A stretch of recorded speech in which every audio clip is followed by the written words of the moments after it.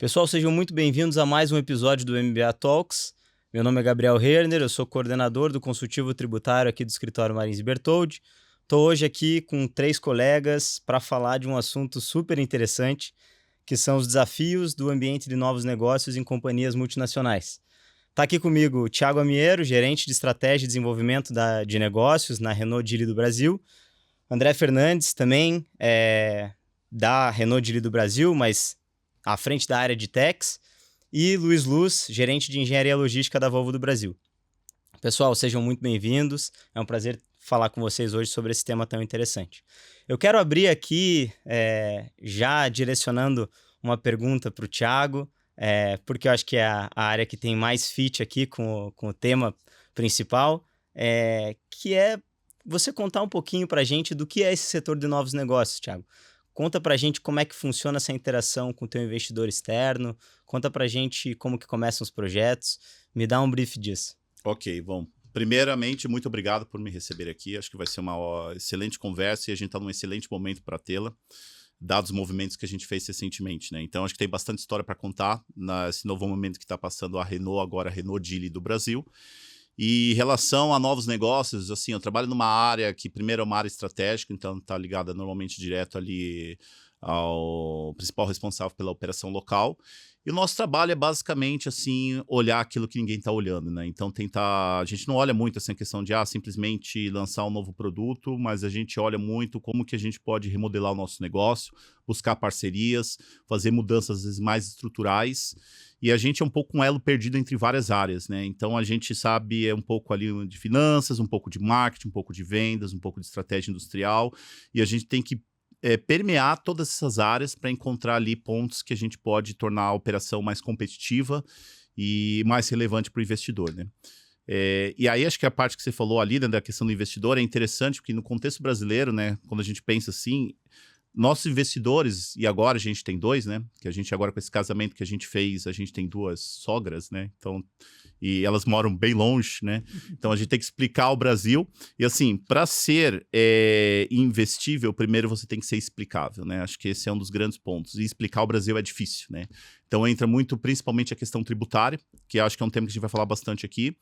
E isso é bastante desafiador no sentido de dar segurança para esse investidor que o Brasil é um país que vale a pena, é um mercado grande, né? E que eles podem ter segurança que eles podem fazer investimento aqui e ter o retorno do capital. Então, assim, muito do que a gente olha está no ponto de vista tributário, porque no Brasil ele é um game changer, né? Então, muitas vezes a gente olha processos em que eu ganho um pouquinho ali na logística, mas eu ganho 10 vezes mais se eu fizer uma remodelagem fiscal. Então, a gente olha muito isso, eu trabalho muito próximo ali com o André, e é esse nosso dia a dia de tentar captar essas oportunidades, né? Mas a gente olha todas as áreas ali, né? Não só a parte de tributos, mas ela é uma área fundamental e estruturante para a gente. Bacana, bem legal.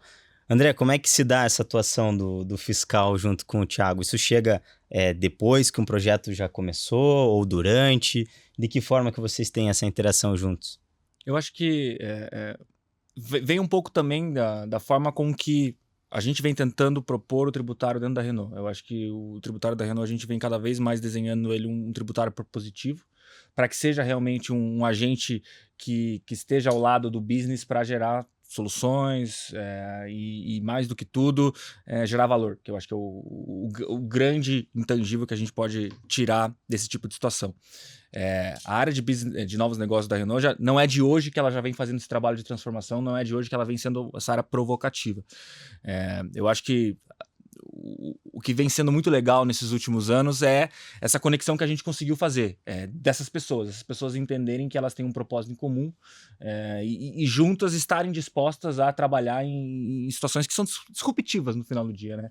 Então, por exemplo, o Thiago vai falar muito da nossa parceria com a Geely, foi algo que eles trouxeram, que eles estavam trabalhando há muito tempo, e daí a gente veio como área suporte para tentar fazer acontecer de uma maneira conjunta, mas também outras situações, em algumas circunstâncias, a gente acaba refletindo e colocando na mesa e convidando ele para também pensar junto com a gente.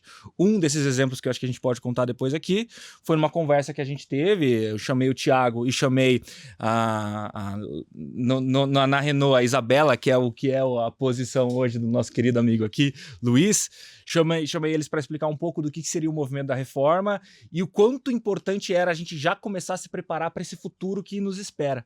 E dali nasceu alguns projetos que hoje estão sendo bem impactantes para a Renault e estão com olhares muito atentos ali da própria direção, seja local, seja do corporate, sobre o sucesso e a continuação desses projetos. Então, eu acho que esse olhar propositivo do tributário é muito importante também para propor ideias e realmente também tentar gerar algum valor adicional, não ser simplesmente uma área reativa. Eu acho que esse é o grande diferencial e o que o momento também está propiciando a fazer. Bacana, André. Luiz, como que você enxerga aí a participação do setor de logística dentro e combinado com os novos negócios, né?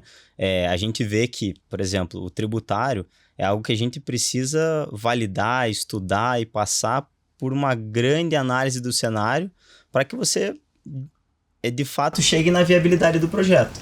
Tenho certeza que o setor de logística também é bem relevante nessa variável, né? Não, com certeza, Gabriel. Inclusive, né, eu estou quase completando 1 ano de logística agora.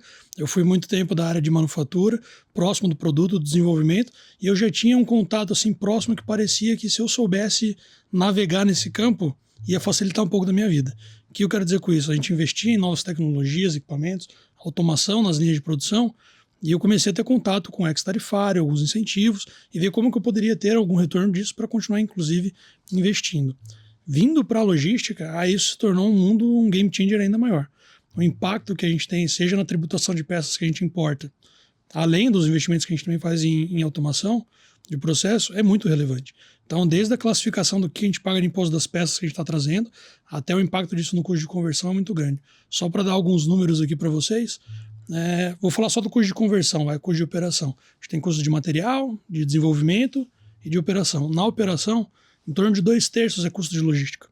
E destes, 60% impostos, baseado no que a gente importa hoje de componentes. Então, o contato próximo que agora eu estou tendo com o time não exatamente de Texas, mas de Customs, principalmente que faz esse meio campo com a gente, tem se mostrado muito relevante. Ali estão oportunidades para realmente se tornar ainda mais competitivo. Legal. E aqui a gente comentou um pouquinho dos desafios ali da Renault Geely, né? De ter 2 culturas, a francesa e a chinesa, agora dentro da operação. Como que é essa interação com o investidor sueco lá na Volvo? Olha, o que eu posso dizer, Gabriel? O sueco, ele tem a gente trabalha bastante com franceses também, a parte de Renault Trucks faz parte do grupo Volvo, então a gente acaba olhando para essas 2 culturas. O sueco é um pouco mais conservador, mais calmo, toma ali seu tempo para algumas decisões, enquanto os franceses são um pouco mais rigorosos, gostam de ir no detalhe, gostam de entender bastante do racional das coisas. Então, assim, é uma dinâmica diferente, mas ao mesmo tempo é importante aprender com as 2. Contato mais com investidores, a gente acaba que o Grupo Volvo tenta trazer bastante segurança, calma e detalhe no que nunca vai ter de contato. Mas vai mais ou menos até aí um pouco do contato que eu tenho com eles. Mas são culturas bem diferentes, mas que se complementam no fim do dia. No desenvolvimento do produto isso acaba ajudando bastante. Bacana. É isso mesmo, Thiago? Faz sentido? Faz todo sentido, especialmente pela parte da cultura francesa, acho que é exatamente isso. Então, com essa parte a gente já estava bastante acostumado de a gente discutir muito o racional que está por trás, entrar no detalhe, dar essa segurança para ele de que a gente utilizou ali o bom assumption, que faz sentido. E agora a gente complementa isso, no nosso caso, mais com o chinês, né? Que é muito mais pragmático, é muito mais orientado a resultado e a curto prazo, a escala, volume que tem que acontecer rápido, quando começa. Então, assim, são culturas também muito diferentes, elas se complementam em alguns sentidos, em outros elas divergem, né? E aí é sempre um desafio, né, fazer convergir no final do dia tudo isso. Mas eu acho que a gente tem isso até às vezes como vantagem, né? Porque de um lado a gente consegue acelerar mais alguns projetos, que a gente pode até dizer para o outro lado, olha, aqui já está acontecendo, dá certo, o outro lado já veio, vamos junto. Então, um pouco esse o jogo, eu acho que a gente pode tirar proveito dessa situação. Legal. E como que isso se deu dentro desse projeto da Geely do Brasil? Há quanto tempo isso tá dentro do pipeline de vocês? Conta um pouquinho pra gente disso.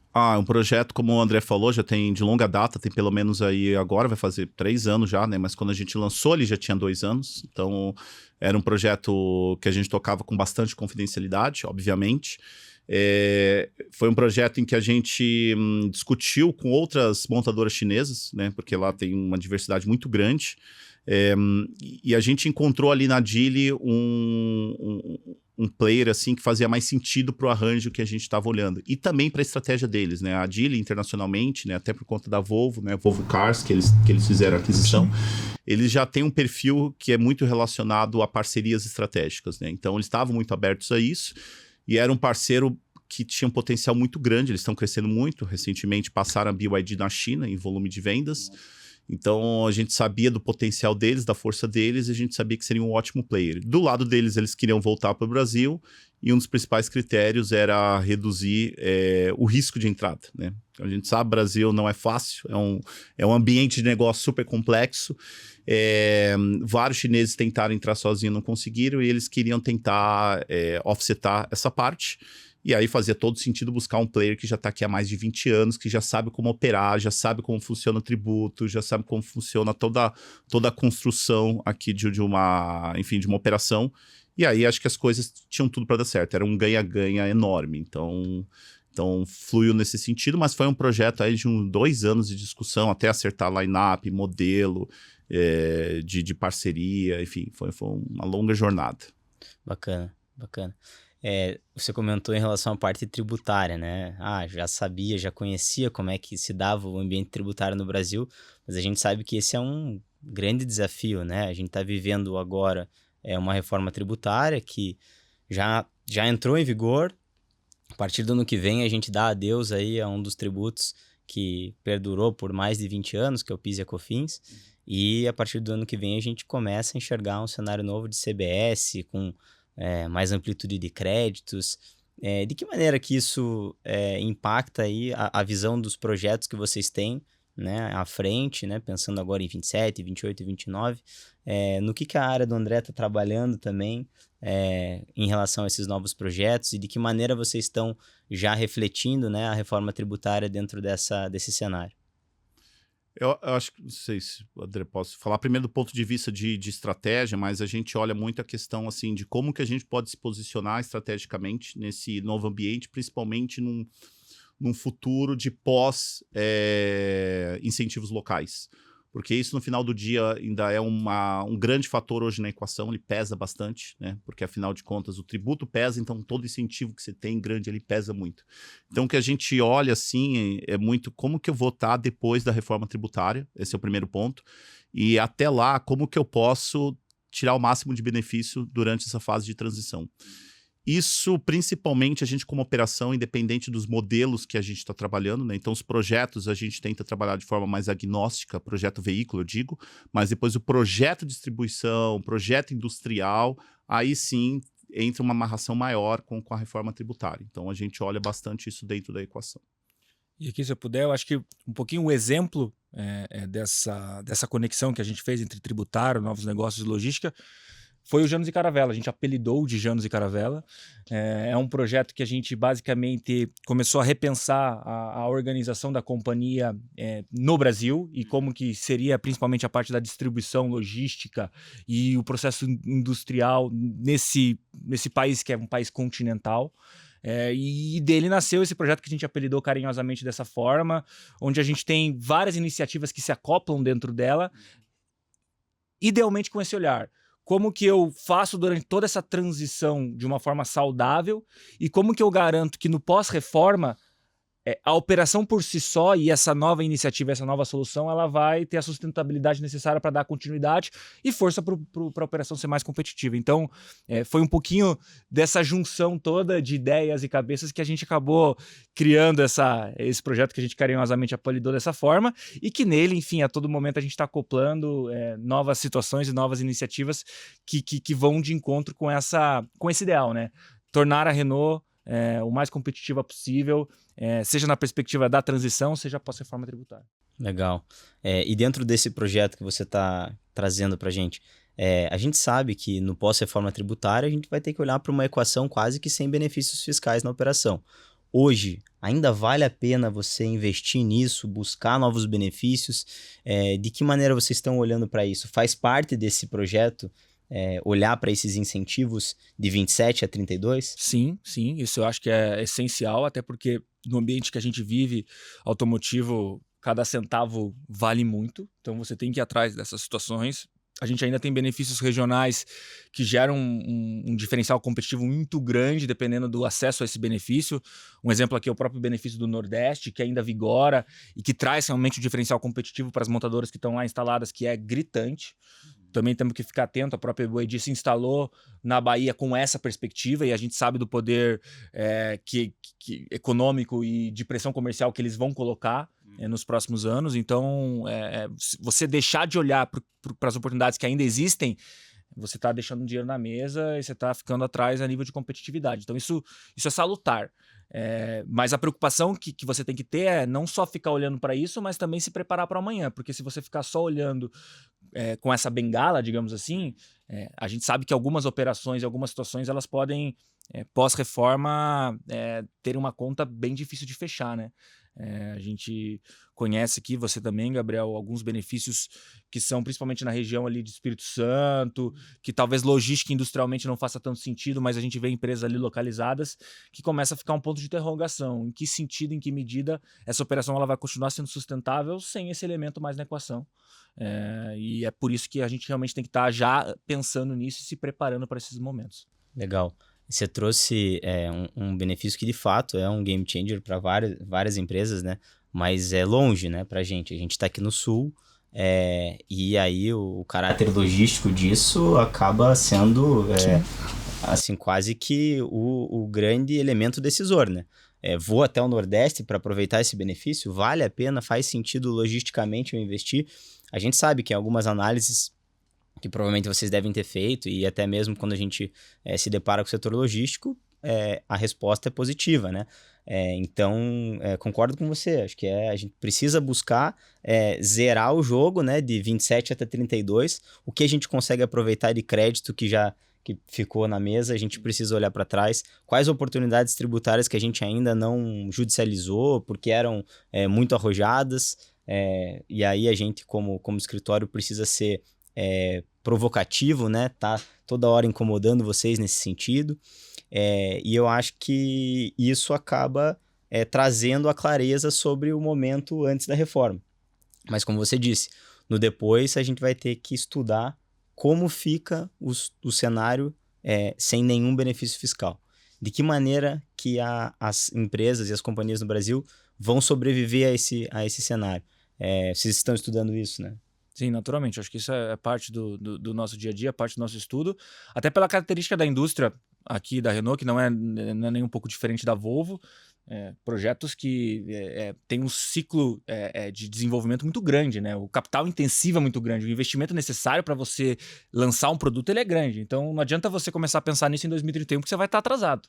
Então, o projeto desde já precisa ser pensado sobre todo esse momento, da perspectiva transitória que ele ainda vai viver e pós-reforma. Ele precisa ser saudável sobre essas duas perspectivas. E daí, pós-reforma, cada vez mais vai ser importante entrar para a linha logística, linha industrial, estratégia comercial. Esses vão ser as grandes artimanhas que a gente vai ter na mão para brigar num ambiente que tenho certeza que vai ser bastante acirrado e competitivo. E aí, Gabriel, se eu puder quebrar um pouco o protocolo, eu quero fazer uma pergunta para os nossos convidados também, pode ser? Claro, fica à vontade. Estou pensando aqui, né? A Volvo tem uma cadeia de suprimento, né, um supply chain muito globalizado, principalmente que tem várias plantas na Europa, e apenas aqui em Curitiba fazendo atendimento para toda a América Latina. Então a gente traz bastante peça da Europa, em resumo.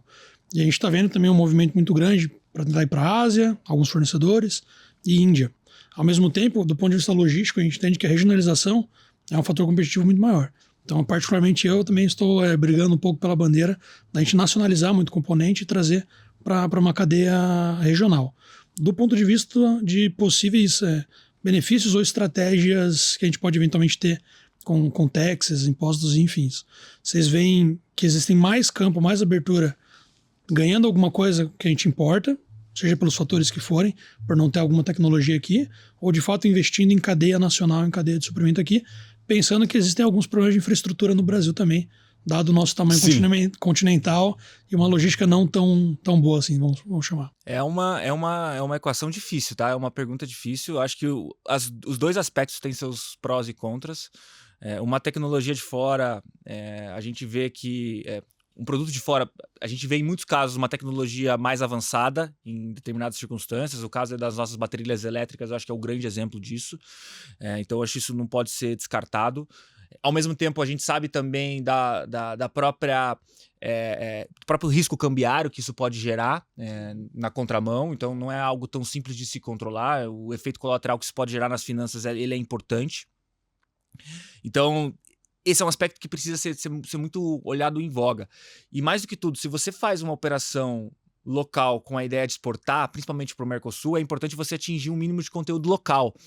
E daí esse é um outro elemento que entra na equação e que joga na contramão ou de uma maneira desfavorável para você importar mercadorias, por mais que o custo seja interessante. Então é sempre essa briga. Qual que é a minha estratégia? Eu quero atuar mais no mercado local de uma maneira muito competitiva. Talvez a importação possa fazer sentido de determinada maneira, considerando que eu consiga me proteger dessas variações e riscos cambiários. Agora, eu tenho uma vontade ou um apelo e uma estratégia muito mais ligada ao atendimento para o Mercosul. Você tem que tomar cuidado, porque às vezes você pode não atingir os conteúdos regionais mínimos que são necessários para que o teu produto entre naqueles países, seja Argentina, Colômbia, México, de uma maneira competitiva. Então, é uma equação que você tem que pensar muito e tem que estar muito alinhado com a sua estratégia e o que você precisa atender a nível de business. Resumindo, eu preciso estar próximo de vocês para a gente analisar todos os casos. Eu acho que é uma conta que a gente tem que estar sempre fazendo juntos, trabalhando junto, para a gente entender, dependendo da nossa circunstância, o que a gente vai fazer. Se a gente vai pelo caminho A ou se a gente vai pelo caminho B. Perfeito, cara. Legal, Thiago, quer... Não, acho que em cima desse tema, até pegando o gancho da questão da bateria, né, que é um tema que vai ser, acho, cada vez mais discutido, né, agora o mercado brasileiro está ampliando muito a frota de veículos elétricos, né, com toda essa recente chegada da oferta chinesa, e aí a pergunta sempre vai vir, como que a gente então pode ter uma bateria local, né, produzida aqui. Bom, tem várias barreiras aí, até a questão da tecnologia. Hoje a gente tem parte da cadeia produtiva da bateria que, por estratégia de governo, no caso chinês, ela não é exportável. Tem outros elementos que você consegue sim fazer, mas o grande ponto assim de virada é a questão da demanda, né? Como que você tem a demanda, qual que é a demanda mínima para você poder cumprir? E ali a gente está longe ainda, né? Quando a gente olha o mercado automotivo, principalmente chinês, é muito difícil comparar. A gente está falando de um mercado que é mais de 10 vezes mais que o do Brasil. Então, eles têm escala para tudo. Tem escala, tem mão de obra, então é muito mais fácil para eles arrancar ali o volume e viabilizar um business, né? E tirar isso da China acaba sendo mais complicado. No nosso caso, que trazendo para nossa realidade, e acho que encaixando com isso que o André falou, acho que é muito olhar essa questão de volumetria que eu preciso atingir para fazer o negócio acontecer, mas principalmente olhar essa estratégia além do Brasil. É um xadrez, né? É um xadrez tridimensional aqui, super complexo. Então, como que eu jogo com todas as peças para trazer o volume necessário para poder viabilizar algum negócio, né? Então, essa vai ser um tema bastante quente aí nos próximos meses e anos. Legal, legal. Quando a gente fala de setor automotivo, né, e pensa em inovação, a gente pensa em carro elétrico, né, com o consumidor final e nós, né, enfim, advogados ali o homem médio comum, né, pensa nisso. E aí a gente vê, né, uma grande evolução quando a gente olha, por exemplo, o início do mercado elétrico no Brasil e a gente não tinha eletropostos, por exemplo, né, a gente tinha carros que... veículos que duravam talvez ali 200 quilômetros, né? E hoje a gente já tem veículos que conseguem fazer grandes viagens, né? Até 400 quilômetros aí de autonomia. Qual que é o futuro desse mercado automotivo? A gente até agora pensa em inovação, pensa em carro elétrico. E depois disso, aonde que vocês miram? Qual que é o próximo novo negócio?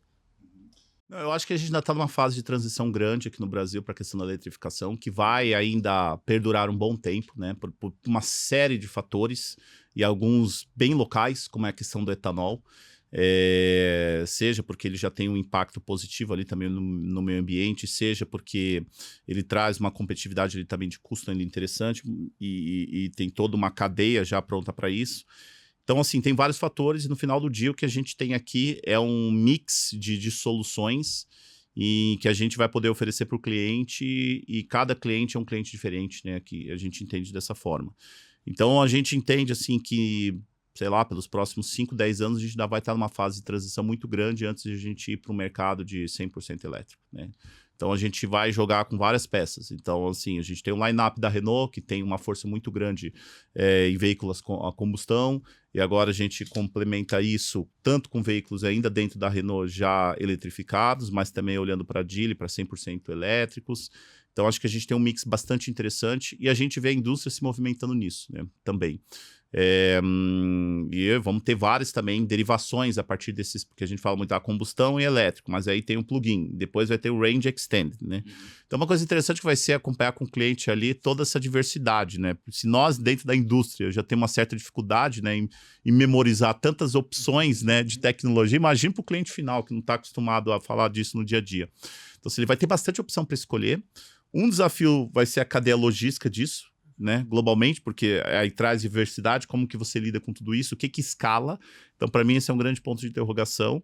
Mas, ao mesmo tempo, eu sou um grande entusiasta do veículo elétrico, porque ele incorpora muitas coisas interessantes, não só do ponto de vista de experiência de dirigir, mas também de otimização. A gente está falando de um veículo que tem quase 1000 peças a menos. Então, isso reduz, né, muito da complexidade do carro, né? Mas isso 100% elétrico. 100% elétrico. Tô falando 100% elétrico, né? Sempre, claro, no plug-in você já tem os dois, então acaba sendo um pouco mais complexo ainda, mas você tem também as boas experiências dos dois lados. Mas, assim, acho que não só a tecnologia do elétrico como experiência de consumo, mas também como eficiência de negócios, duas coisas vão ajudar a impulsionar bastante a adesão aqui no mercado brasileiro. E, por fim, o brasileiro adora tecnologia, né? Então, assim, principalmente se ela for acessível. Então, se a gente consegue trazer tecnologia acessível, é o que o brasileiro quer, e isso tá a resposta aí no que a gente está tendo no crescimento de veículo elétrico. Queria só contar uma história rápida. Eu lembro, uns 2 anos e meio atrás, mais ou menos, quando a gente fazia projeção de mercado internamente na Renault, e a gente olhava assim, os números, qual que seria a penetração de veículo elétrico no Brasil, e aí tinha lá alguns institutos que falavam, não, vai ser 3%. Eu falava, gente, mas não vai, não tem como. O brasileiro quer essa tecnologia. A hora que tiver oferta, o negócio vai acontecer. E dito e feito, né? Então a gente está vendo isso acontecer agora. Mas foi difícil, naqueles momentos lá atrás, a gente convencer investidores a ir para essa tecnologia, né? Então, por isso que a gente também buscou alternativas, né, através de parcerias, para conseguir acelerar mais forte nessa direção. É porque eu acho que o mercado automotivo ele passou por uma grande transição de 18 até agora, 26, que é a questão da adaptação do preço. A gente via um veículo popular sendo vendido a 50, 60 mil reais. Hoje, o veículo popular ele está ali, o novo, né, em 90, quase 100 mil reais. Então, o elétrico de início, né, o elétrico de base, ele está muito acessível quando a gente olha veículos populares, né? A gente pensa no EX2, né, da Geely, a gente pensa no Dolphin Mini, da BYD. Existem muitas condições facilitadas, né, para o mercado poder entrar. Então, de fato, o brasileiro adora isso, mas adora acessibilidade também, né? Esses tempos, acho que eu estava conversando com o Uber e ele estava me contando que ele tinha instalado placa elétrica em casa. Além de ter instalado as placas elétricas, ele tinha feito lá um financiamento de 60 meses do BYD. Então, assim, tá acessível no Brasil. E eu imagino que a Renault também tenha condições, né, específicas de acessibilidade para esse início de mercado. Mas quais são os modelos que a Geely está trazendo na eletrificação? E na Renault também? Você pode comentar um pouquinho disso para a gente? Claro, vamos lá. Bom, a gente lançou o primeiro veículo, foi na metade do ano passado, foi um veículo do segmento C, que a gente chama, né, um SUV. Ali concorrente do Compass, né, para ficar mais fácil de comparar naquele segmento, um veículo 100% elétrico, então é o EX5. Depois, no final do ano, a gente lançou o EX2, que é um veículo compacto, que tem uma adesão muito grande, 100% elétrico, né, e compacto, e tem uma adesão muito grande para esse motorista de aplicativo. Então é uma decisão racional bastante interessante, mas ele também tem um apelo emocional grande. E até por isso ele é o veículo mais vendido hoje da China, né? Dentro do segmento de elétrico, ele é o que mais performa. E agora a gente vai lançar no próximo mês já uma derivação desse veículo que eu falei que era 100% elétrico, X5, uma versão dele híbrida plug-in, né?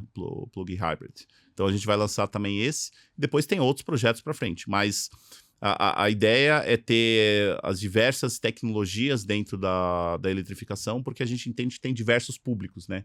Então, por exemplo, para uso urbano, um veículo compacto como o X2 faz total sentido, né? Para usar no dia a dia, você vai conseguir usar... Eu mesmo, por exemplo, abasteço cada 15 dias, não tem problema, eu rodo pouco ali em São Paulo, então ele super atende. Agora, se eu vou fazer viagens maiores, né?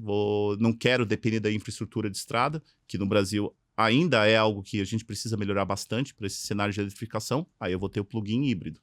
Então a gente entende que a gente tem essas opções e a tecnologia desses veículos está aumentando muito, está melhorando muito com o tempo, né? A questão da bateria, ela é o grande fator que muda a questão da acessibilidade, porque para vocês terem uma ideia, a gente falava do quilowatt-hora, o custo dele, né?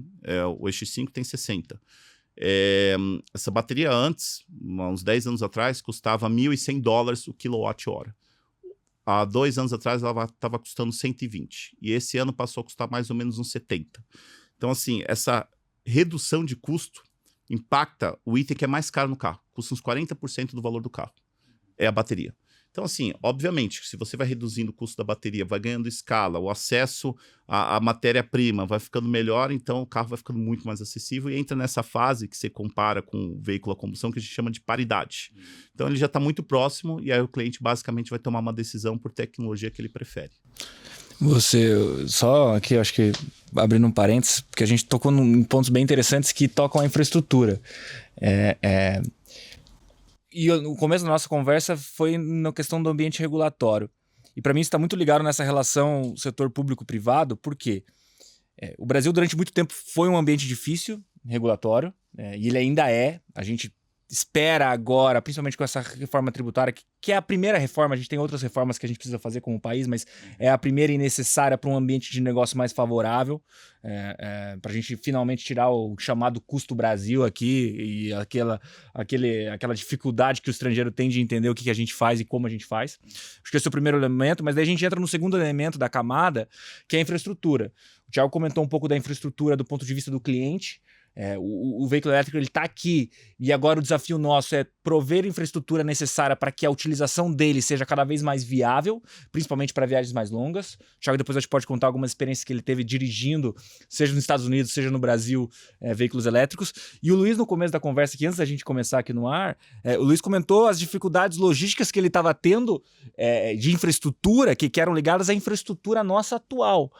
Então a gente vê a economia brasileira cada vez mais propícia e preparada para esses investimentos que podem vir, porque o nosso ambiente regulatório está cada vez se alinhando mais a um ecossistema internacional, mas ao mesmo tempo a gente começa a ver que a infraestrutura precisa acompanhar a mesma velocidade. Sim. Seja essa infraestrutura para o atendimento da indústria, na questão logística com portos, estradas, as linhas férreas, seja na questão depois no atendimento ao cliente final, naquilo que toca principalmente a tecnologia e aquilo que o mercado está propondo como novas soluções. Essa adaptação, a gente precisa também dessas respostas do setor público acompanhando a mesma velocidade que a indústria está impondo.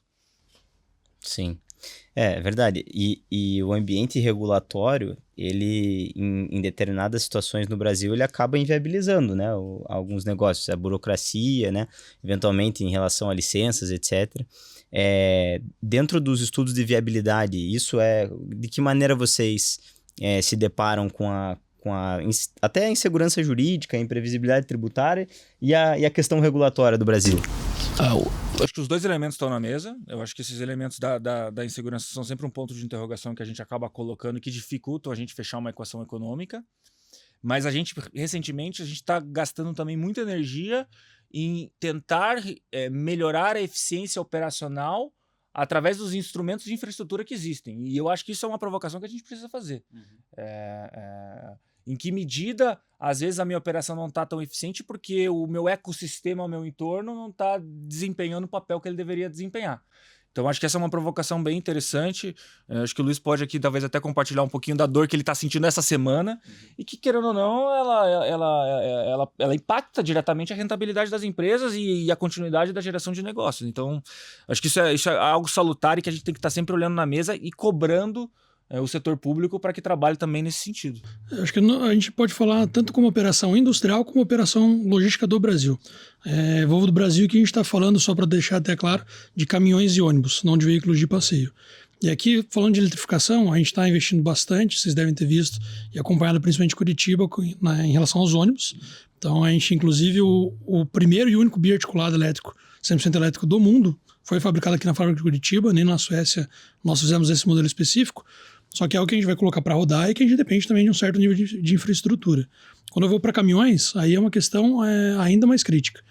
A autonomia é um fator decisório. A gente fala de grandes transportes. A malha ferroviária é muito baixa aqui, então entrando um pouco em infraestrutura de país, o que por um lado é bom, porque daí a gente vende mais caminhão, mas a gente tem que entender que o escoamento de peças, produtos e etc., ele é dificultado. E além da questão de produto, autonomia, eu vou precisar eventualmente também de uma infraestrutura bastante grande para poder fazer tudo isso rodar. Isso falando só de eletrificação, mas o que a gente estava conversando antes, até com o país, situações de portos, de estradas, de vias. Então toda uma operação logística globalizada acaba sendo impactada por isso. Então a própria decisão de se eu uso o Porto de Santos ou o Porto de Paranaguá, ele tem um impacto no negócio muito grande. Seja do ponto de vista logístico, por causa das distâncias, seja até do ponto de vista de incentivos, retorno de ICMS, etc. e tal, né? Então tudo isso entra na conta não só das decisões de projeto e investimento, mas do daily business, da rotina industrial da fábrica que a gente todos os dias fala nas reuniões diárias. Que é sempre muito quente, né? O dia a dia é muito quente da operação. Da operação e da operação logística, principalmente. Isso é mais legal, porque eu estive com você desse lado da mesa como consultor, mas agora eu tô do outro lado. E, cara, a operação ela é muito quente no dia a dia e ela é muito rica e interessante também nesse sentido, porque a todo momento você tem que estar tomando decisões muito rápidas, muito rápidas. Eu sei que não é o mesmo volume necessariamente de produção da Renault, por ser veículo de passeio, mas eu acho que eu sempre gosto de trazer alguns números para a produção de caminhões. Então a gente está falando de pelo menos 100 caminhões por dia produzido e eu recebo em torno de 50 containers todos os dias de peça também. Então é um negócio que tem que funcionar como um reloginho, é uma baita de uma operação. E se não chega uma peça? Aí a gente ouve bastante. O importante é não parar a linha. Mas você tocou num ponto interessante quando você diz que põe na conta, né, todo esse custo. E é verdade, assim, às vezes os projetos são mais difíceis de viabilizar, mas eu acho que assim, o que mata, isso tem um gargalo, claro, mas o que mata esse investimento não é só a questão desse custo, esse custo Brasil gargalo, mas é também incerteza, né? Para mim, a incerteza quando a gente pensa, por exemplo, questão da bateria, a gente estava discutindo recentemente. E se a gente fizer uma fábrica de bateria, etc. Não, mas qual que é a regulamentação de fabricação de bateria no Brasil? Não foi publicado ainda. Então, e aí a gente vai conversar com parceiros, ele, não, eu não vou começar a fazer nada agora, porque eu não sei o que o governo vai decidir ali na frente como base para ser uma peça produtiva local. Eu não tenho essa referência. Então, qual que é o modelo que eu tenho que investir agora para depois encontrar ali a regulamentação que vai ter? Então, esse ambiente de incerteza acaba atrapalhando bastante todas essas decisões que a gente tem. Porque o resto, é claro, às vezes pesa muito quando você compara um projeto aqui versus outro local, fica em desvantagem. Mas muitas vezes os projetos morrem por conta da incerteza. Sim, mas aí também cabe, né, do empresário, do empreendedor, interagir com o setor público, né? A gente sabe que geralmente se interage com o setor público para obter benefícios fiscais, por exemplo, mas e para abertura de novos negócios, né? Existem parcerias público-privadas e entre outras situações onde você pode, né, do lado do ente público, arredondar alguma coisa para que a operação fique mais fluida, né? Para que esse novo negócio se desenvolva naturalmente. E o público, né? O ente público vai colocar alguns requisitos, né? Para que a tua operação aconteça. Geralmente vocês interagem com o Estado nesse sentido. Como que é a comunicação, por exemplo, aqui com o município? É diferente a comunicação com o município do Estado, da União? Como que vocês se comunicam com esses entes? E se isso, de fato, existe um acesso... e esse acesso ele acaba sendo diferenciado porque a Renault é uma empresa gigantesca, né? Então, quantos empregos a Renault não acaba gerando, né? Aqui, por exemplo, no Paraná, enfim. Eu acho que o relacionamento com o setor público ele precisa ser muito transparente, assim, sabe? Eu sei que tem um receio do investidor em determinados momentos fazer esse relacionamento, principalmente na parte fiscal, pelas consequências que isso pode gerar, mas ele precisa acontecer e essa relação ela precisa ser uma relação amigável, porque no final do dia você está tentando gerar o melhor para as duas partes. A gente tem uma relação muito próxima, principalmente a nível municipal e estadual, e eu acho que muito também pelo tamanho que a Renault tem, a importância que ela tem no mercado local. A nível federal, a gente também tem esse nível de relacionamento. Não é tão estreito quanto o estadual municipal, mas também existe. E é onde a gente também acaba não trabalhando somente na linha de benefícios, mas também pautando e discutindo temas regulatórios, principalmente a nível federal. A gente tem uma participação muito, muito ativa, seja como Renault, seja como Anfávia, que é a associação das montadoras, em discussões que tocam, por exemplo, a regulamentação do programa Mover, que é o programa ligado aqui à mobilidade no Brasil, o futuro da tributação, da reforma tributária para o setor automotivo também é um objeto que a gente também está se aproximando muito. A reforma tributária, de certo modo, eu estou vendo essa relação setor público e privado um pouco mais próxima. Acho que isso está sendo interessante de enxergar. Mas isso precisa ser feito. E talvez aquele empresário, aquela empresa de menor porte que talvez não se sinta com tanto acesso ou fácil acesso a essas entidades, eu acho que ela precisa usar as entidades de classe como meio para ser ouvida. Acho que a FIEP é um grande exemplo aqui no Paraná que faz esse papel e faz esse papel muito bem feito, de realmente acolher o empresariado e ouvir as demandas dele e batalhar por elas, seja a nível estadual, municipal ou federal. Então, eu acho que o empresariado precisa entender que isso é algo que também faz parte da nossa missão. Essa provocação, essa discussão, esse embate, ele é necessário e importante para a geração de valor. Legal. André, vou aproveitar, né, porque sei que você está nos bastidores e o nosso público se interessa muito sobre esse tema. Como é que está o imposto seletivo?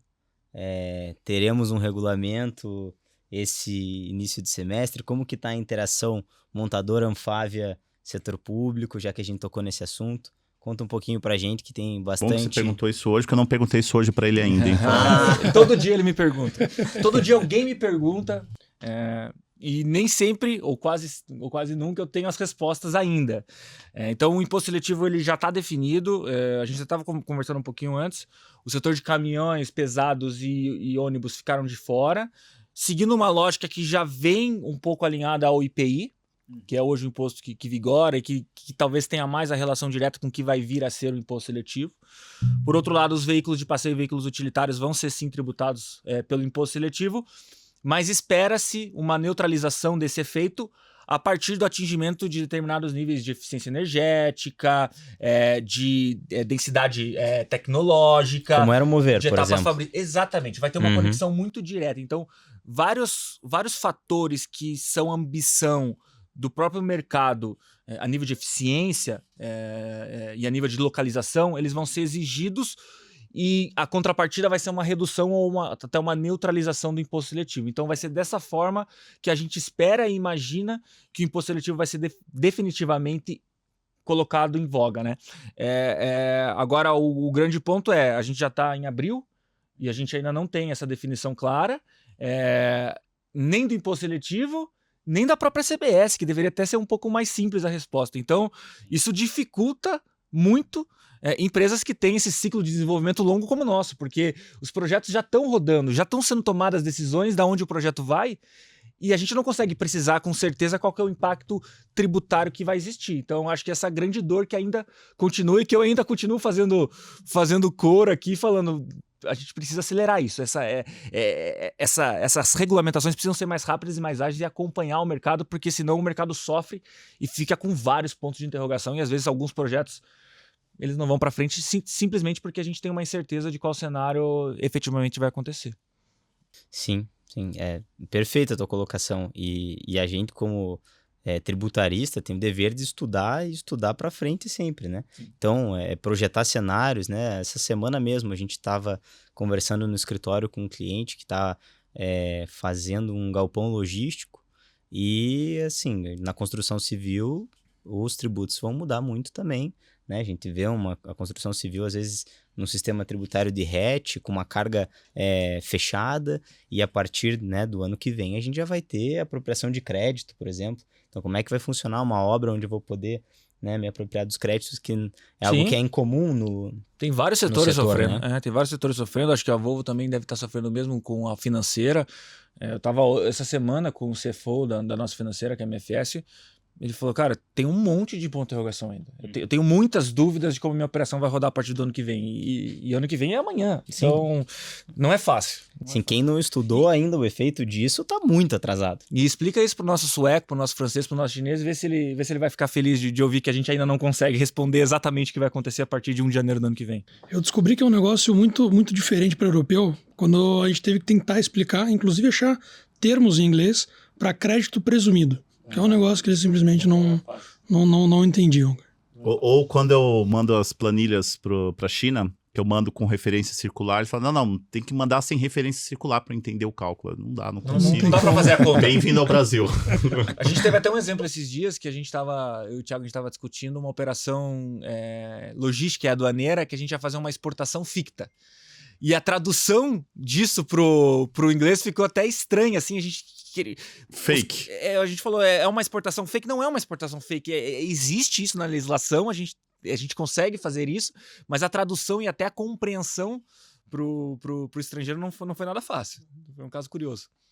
É difícil você explicar o Brasil quando eles perguntam, tá, mas quantos tributos existem? Alguém tem essa conta? Eu já ouvi 80, mas eu não sei. Alguém já fechou isso? Eu acho que ainda não. Estão contando ainda, né? Depois do 80 acho que a gente perdeu a conta e parou, né? Mas enfim, gente. Acho que estamos caminhando aqui para o final da nossa conversa. Acho que se a gente fosse passar o dia aqui, teria assunto para a gente falar, né? Mas nesse fechamento eu queria pedir para vocês, né, que cada um de vocês comentassem aí talvez 3 dicas em relação a projetos que deram certo, né?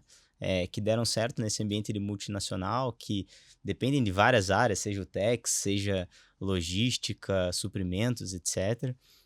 E aqueles que não deram, né? Qual foi o aprendizado de vocês? Tá bom. Bom, deixa eu pensar aqui começando desse tema.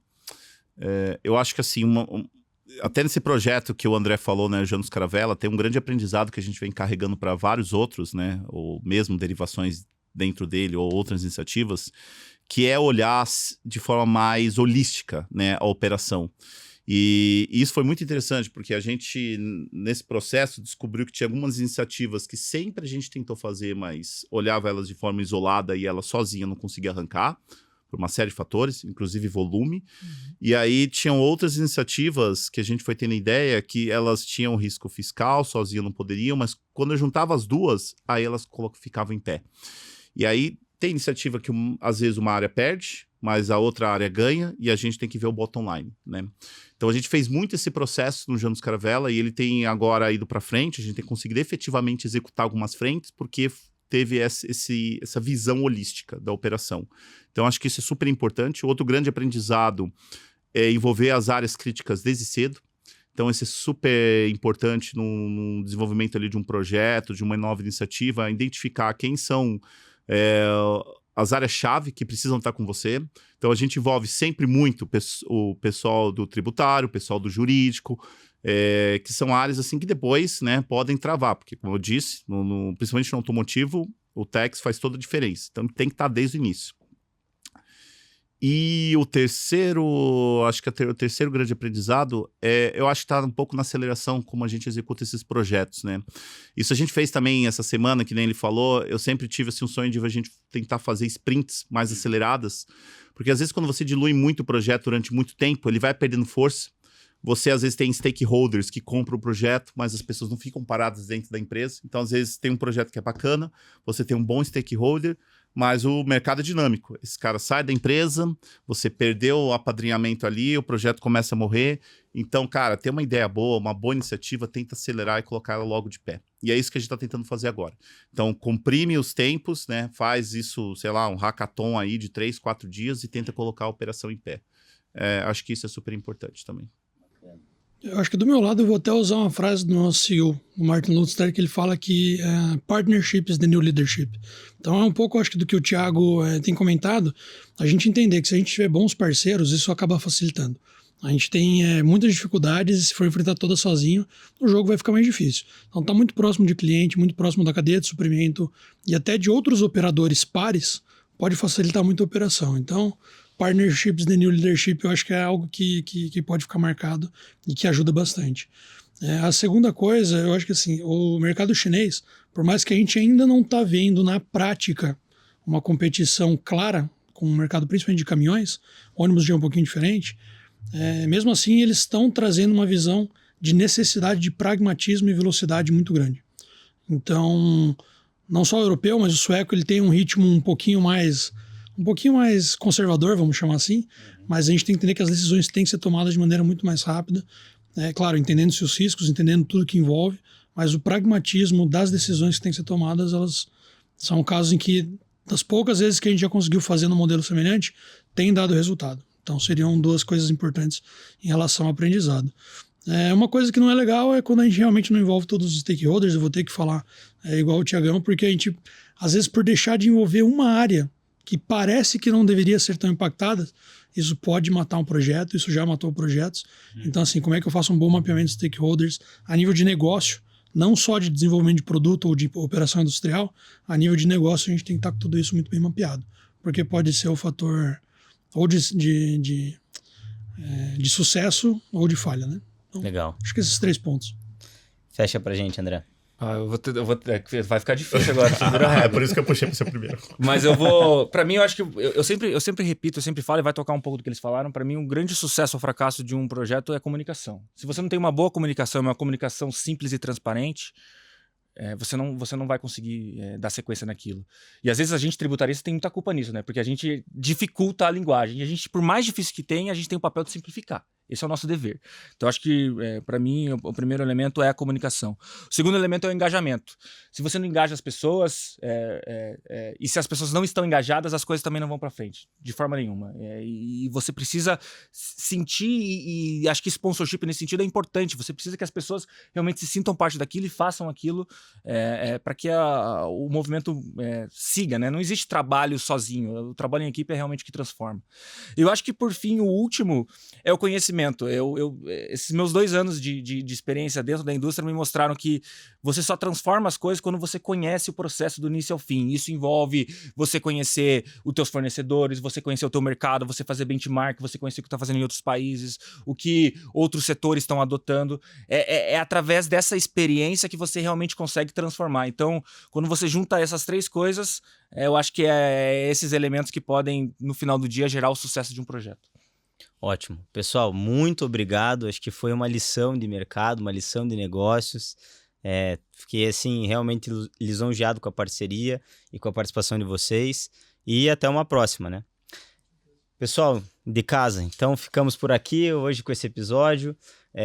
Entrem nas nossas redes, nos escutem. E fica por aqui mais um MBA Talks. Um abraço, até mais.